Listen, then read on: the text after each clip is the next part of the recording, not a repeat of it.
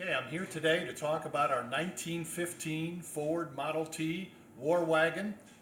We've reconstructed this as being a World War I light patrol vehicle, and I'm to talk to a group tomorrow, but unfortunately the weather's not cooperating. It's supposed to rain all day, and even though wood floats, I really don't want to get this out in the rain, so I'm going to show you today how the vehicle operates and how it starts.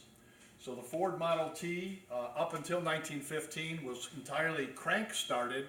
1915 was the first year that you could get the optional 6-volt battery and foot starter. So this particular model does have the foot starter, and I'll start the vehicle using both today.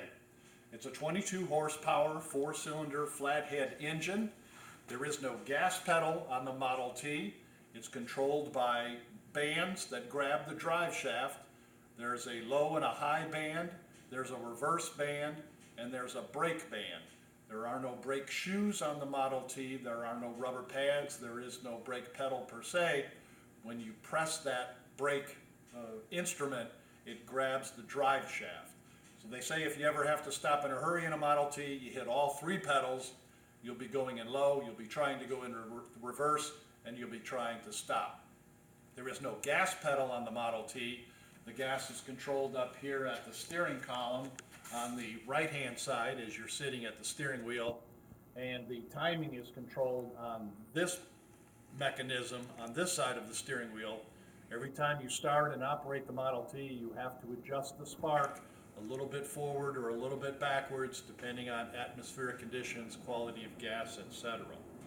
So in order to start the Model T, what we would do is we would retard the timing, we'd give it a little bit of gas.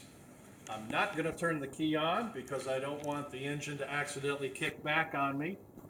I'm going to pull the choke wire out and I'm going to crank the engine a few times.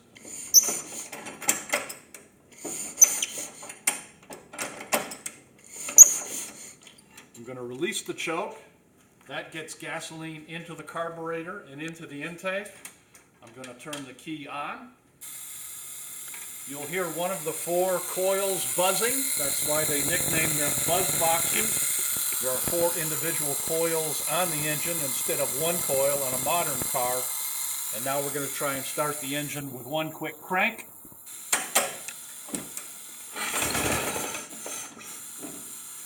Almost.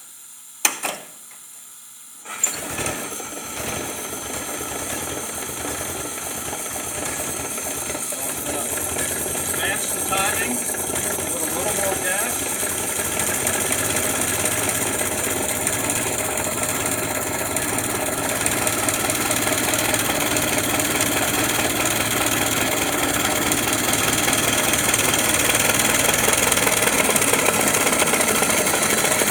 Slow the engine down to idle. I think we have the car on battery right now. I'm going to turn the key over. You're going to hear the engine stall. And then hopefully pick up again as I turn the key over. Here we go.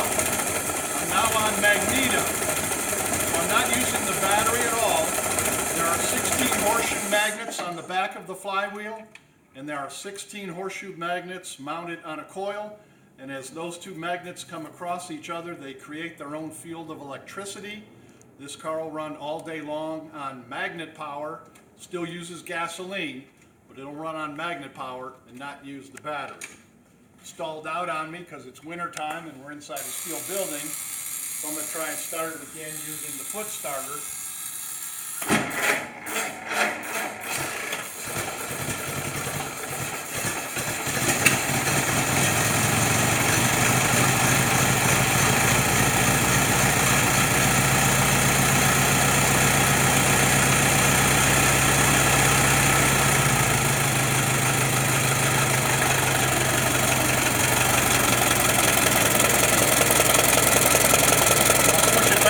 Magneto.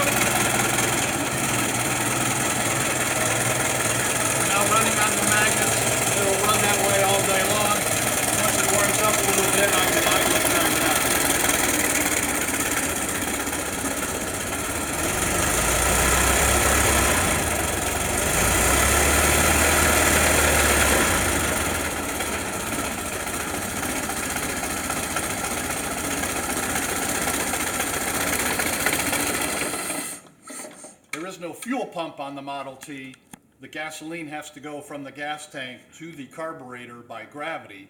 So in a Model T, the fuel tank is always mounted higher than the carburetor. In this particular body style, it's under the driver's seat. So your fuel tank is under the driver's seat, your carburetor is mounted on the bottom of the engine. If you were ever low on gas and going up a hill, you would stall out. You'd have to go down to the bottom of the hill, put the car in reverse, turn around, and go up the hill backwards, and that way your fuel tank would always be higher than your carburetor. There is no water pump on the Model T. All of the cooling is done through the brass radiator. The hot water comes in through the top, wicks its way down through the bottom of the radiator, goes back into the engine. It's hot to the touch at the top of the radiator, and it's cool to the touch down at the bottom. So now you know everything there is to know about starting and driving a 103-year-old Ford Model T.